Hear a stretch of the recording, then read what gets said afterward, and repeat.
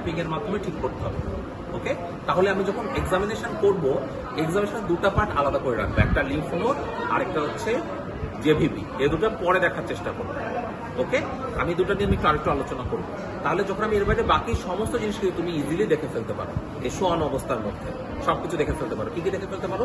আমি প্রথমে শুরু করব এইভাবে স্কাল্পে। স্কাল্পে যখন আমি দেখছি, আমি এখানে দেখবো কি, দেখবো যে স্কাল্পে কোনো সোয়েলিং আছে কিনা, স্কাল্পে কোনো ডিফর্মিটি আছে কিনা, দিয়ে পিছনে চলে যাব এখানে পোস্টেরিয়র মানে ইয়েতে অক্সিপিটাল নোডে কোনো সমস্যা আছে কিনা, দিয়ে আমি এখানে দেখবো এখানে কোনো সায়ানোসিস আছে কিনা। ওকে, অনেক সময় এই পেশে কানের মধ্যে এই জায়গায় কিন্তু সায়ানোসিস থাকতে পারে। ওকে, এরপর আমি তাকে বাবা একটু উপরের দিকে তাকান তো, আমি দেখবো আর লোয়ার পার্টিল হলে কোনো অ্যানিমিয়া আছে কিনা। এরপর আমি এখানে হাতে দেখবো কোনো, হাতের দিকে তাকান, হাতের দিকে, আমার হাতের দিকে তাকান, এখানে কোনো জন্ডিস আছে কিনা। ওকে, এরপরে আমি যখন এটা কমপ্লিট করব, যে কানে একটু এখানে লাইট মেরে দেখে দিব কানের মধ্যে কোনো ডিসচার্জ আছে কিনা বা কোনো র্যাশ আছে কিনা। দুই কানে একটু লাইট মেরে এখানে দেখে ফেলতে হবে। এরপর নোজের মধ্যে, দুই নোজের সারফেসের মধ্যে লাইট মেরে দেখে নিতে হবে এখানে নেজাল কোনো সেপ্টাম ডেভিয়েশন আছে কিনা। আর অনেক সময় দেখবেন নাকের ভেতরের দিকে, নিচের দিকে গোল গোল করে থাকে, এগুলাকে বলে হাইপারট্রফিক ইনফেরিয়র টার্বিনেন্ট, এগুলো আছে কিনা। এরপর আপনি জিহ্বাটা বের করেন, জিহ্বাটা বের করে আমি দেখবো প্রথমে টাঙ্গের একটা অ্যাপিয়ারেন্স। টাং কিন্তু এখানে একটা ক্যারেক্টারিস্টিক টাং আছে, টাঙ্গের অ্যাপিয়ারেন্স আছে কিনা। টাঙ্গের মধ্যে কি দেখবো, টাংটা পেল কিনা, ঠিক আছে। টাঙ্গের মধ্যে অ্যাট্রফিক গ্লসাইটিস আছে কিনা। এখানে দেখো পেশেন্টের টাংটা বিপি টাং, জিহ্বা বের করে বিপি রেড টাং, তার মানে অ্যাট্রফিক গ্লসাইটিস আছে, নিউট্রিশনাল ডেফিসিয়েন্সি এগুলো হতে পারে। এরপর আমি টাঙ্গের জিহ্বাটা নিচ করেন, আন্ডার সারফেসে কোনো ইকটেরিক আছে কিনা। এর পাশাপাশি টাঙ্গে আর লিপে সেন্ট্রাল সাইনোসিস আছে কিনা চেক করে দেখে ফেলতে হবে। ওকে, এরপর আমি একটু নেকটা চেক করে দেখবো, নেকে কোনো গ্রসলি কোনো অ্যাবনর্মালিটি আছে কিনা। তেমন কিছু দেখার নাই, কিন্তু আমি চেক করে একটু নেকটা ভালো মতো দেখবো। ওকে, আচ্ছা, এরপরে আইডিয়ালি যেটা করা উচিত, জেভিপি দেখা উচিত, কিন্তু জেভিপি আর তুমি লাস্টের দিকে দেখার চেষ্টা করো। জেভিপি দেখার সিস্টেম কি আমি বলে দিলাম, ওইভাবে জেভিপি দেখতে হবে। এবং জেভিপি চেক করার পরে একটা কাজ অবশ্যই করতে হবে। কি করতে হবে? আমাকে জিজ্ঞাসা করতে হবে এখানে কোনো ব্যথা আছে কিনা, এখানে ব্যথা আছে কিনা। এই জন্য এখানে যদি ব্যথা থাকে তাহলে কিন্তু আমি দেখতে পারবো না। কি দেখতে পারবো না? Hepato jugular defects. ওকে, যদি এখানে ব্যথা না থাকে আমি জিজ্ঞাসা করতে হবে আপনাকে এখানে কোনো ব্যথা আছে, বললে কোনো ব্যথা নাই, তাহলে আপনি একটু ওদিকে মাথা ঘুরান তো। আমি পেটে এখানে চাপ দিব, চাপ দিয়ে দেখবো যে নেক ভেসেল গুলো এনগর্সড হচ্ছে কিনা, নেক ভেসেল গুলোতে কোনো এনগর্সমেন্ট আছে কিনা। ওকে, যদি হেপাটোজুগুলার রিফ্লাক্সটা পজিটিভ হয়, নেক ভেসেল গুলো ফার্দার এনগর্সমেন্ট হবে। ওকে, না হলে এটা কিন্তু হবে না। আচ্ছা, এরপর আমি হাতে দেখবো, হাতে আমি কি দেখবো, দুই হাতগুলো দেখি।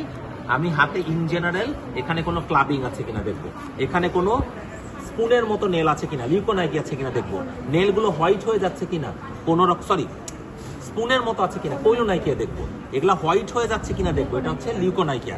এই তিনটা জিনিস দেখবা নেলের মধ্যে গ্রসলি। অনেক সময় নেল বেডে হেমোরেজ থাকতে পারে, স্পিন্টার হেমোরেজ। অনেক সময় নেল বেডে ইনফ্রাক্ট থাকতে পারে, নেল বেডে তোমার হচ্ছে গ্যাংগ্রিন থাকতে পারে, হাতের ফিঙ্গারগুলো, অনেক কিছু হতে পারে। তোমাকে এই সবগুলো হাতের মধ্যে দেখে ফেলতে হবে। এরপর আমি হাতটা এভাবে উল্টায় দেখবো, এখানে কি দেখবো, কোনো রকম ভিজিবল কোনো ওয়াস্টিং আছে কিনা, কোনো রকম পামারি ডাইডেম আছে কিনা, ওয়ার্ম সোয়েটি হ্যান্ড আছে কিনা। এই জন্য তোমাকে এটা এইভাবে একটু দেখে ফেলতে হবে। ওকে, তাহলে আমি প্রথমে কি করলাম, দুই নেলটা ভালো মতো এভাবে ইন্সপেক্ট করলাম।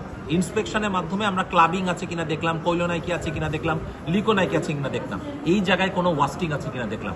এখানে কিছুটা ডরসাল গাটারিং আছে, দেখো টেন্ডন গুলো গর্ত মতো ঢুকে গেছে না, দিস ইজ কল্ড ডরসাল গাটারিং। ওকে, এরপরে আমি এভাবে একটু এই জায়গাটা প্যালপেট করে নিব। কেন? কারণ এখানে অনেক সময় একটা পেশেন্টের কিন্তু ফিস্টুলা থাকতে পারে, ঠিক আছে। অনেক, যেমন যে ওখানে দেখছো না সিকেডি রুগী কিন্তু দুটা, কেন সিকেডি রুগীও না, মানে কোনো রেনাল ডিজিজ আছে, সিকেডি ভুল বলেছি। কেন রেনাল ডিজিজের পেশেন্ট তারা? দুজনেরই দেখো জুগুলার ভেনাস ক্যাথেটার আছে, তার মানে তারা ডায়ালাইসিস পাচ্ছে।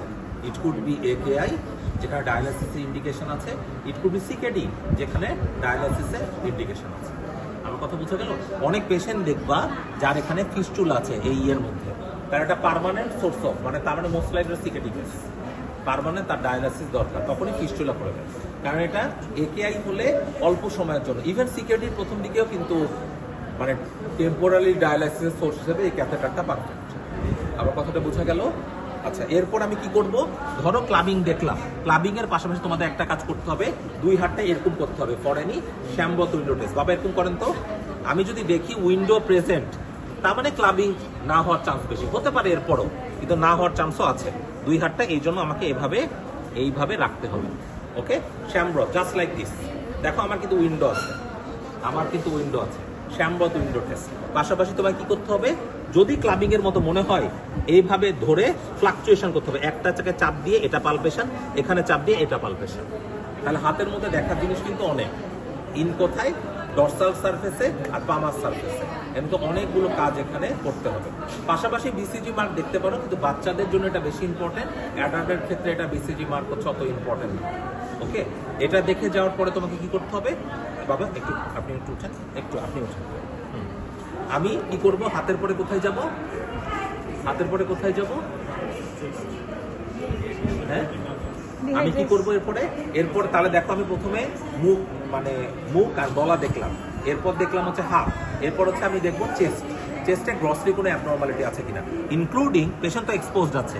আমি তখন হচ্ছে এইভাবে একটু স্কিনগুলোকে নিয়ে এইভাবে নিয়ে উঠে দেখে নিতে হবে, যে স্কিন পিঞ্চ করে দেখবো যে এটা ডিলেড রিল্যাক্সেশন হচ্ছে কিনা, বা ডিলেড এটা নর্মাল পজিশনে যাচ্ছে কিনা ফর এনি ডিহাইড্রেশন। আমার কথা বোঝা গেল? এইটা কমপ্লিট যখন আমি করব, তখন আমি এটা চলে এসে তোর বোঝা যাবে, পরে আমি নেক্সট আমাকে দেখতে হবে ডিপেন্ডেন্ট পার্টে কোনো ইডিমা আছে।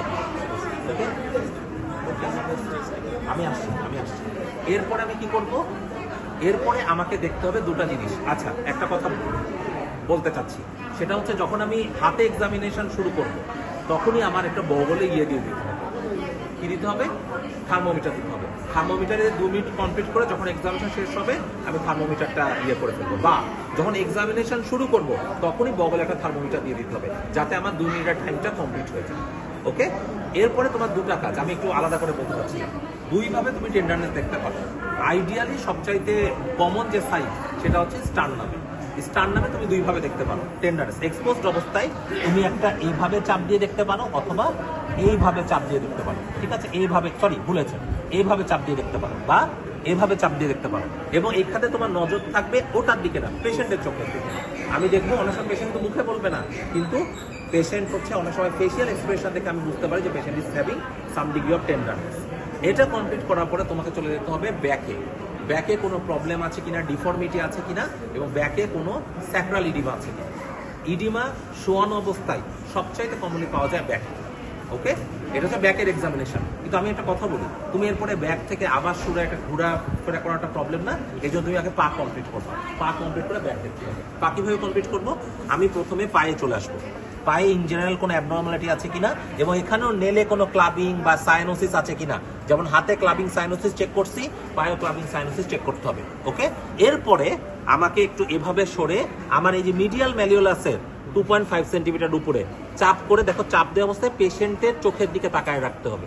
দিয়ে আমি অ্যাটলিস্ট 15 সেকেন্ড যদি ধরে রাখি কোনো ইডিমা আছে কিনা, এটা আমাকে স্পেসিফিক্যালি চেক করে রেখে নিতে হবে। ওকে, এরপর আমি কি করব, আমি বলবো বাবা আপনি একটু বাম দিকে ঘুরেন তো বাবা। আমি বাম দিকে ঘোরার মাধ্যমে ব্যাকটা দেখে নিব, ব্যাকে কোনো অ্যাবনর্মালিটি আছে কিনা, আর এখানে স্যাক্রামে একটু চাপ দিয়ে কোনো স্যাক্রাল ইডিমা আছে কিনা আমি দেখে ফেলবো। ঠিক আছে, এটা যখন আমার কমপ্লিট হবে, তাহলে আমার কি শেষ হলো, জেনারেল এক্সামিনেশনের বেসিক পার্টগুলো শেষ হলো। আমি এখানে হেড দেখলাম, নোজ দেখলাম, ইয়ার দেখলাম, মাউথ দেখলাম, হ্যান্ড দেখলাম, তারপর চেস্ট দেখলাম, এরপরে লেগ দেখে লাস্ট হচ্ছে স্যাক্রাল স্পাইন। ওকে, এরপর কি বাকি থাকলো, লিম্ফ নোড।